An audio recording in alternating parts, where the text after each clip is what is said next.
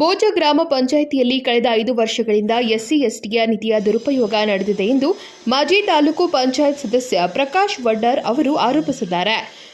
ಪುನಃ ದೂರು ನೀಡಿದರೂ ತನಿಖೆ ಆಗದ ಹಿನ್ನೆಲೆಯಲ್ಲಿ ಗ್ರಾಮಸ್ಥರೊಂದಿಗೆ ಅವರು ನಾಗರಿಕ ಹಕ್ಕು ಜಾರಿ ನಿರ್ದೇಶನಾಲಯ ಬೆಳಗಾವಿಗೆ ದೂರು ಸಲ್ಲಿಸಿದ್ದಾರೆ.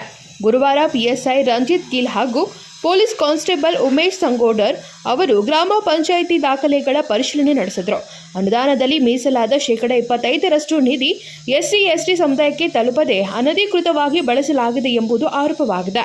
ತಪ್ಪಿತಸ್ಥರ ವಿರುದ್ಧ ಕಠಿಣ ಕ್ರಮ ಕೈಗೊಳ್ಳಲಾಗುವುದು ಎಂದು ಪಿಎಸ್ಐ ರಂಜಿತ್ ಗಿಲ್ ತಿಳಿಸಿದರು.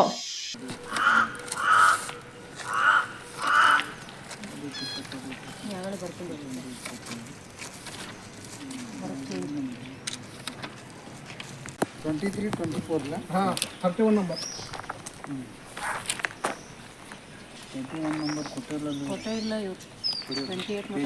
Vipul Dere, KMM Kannada news, Nippani.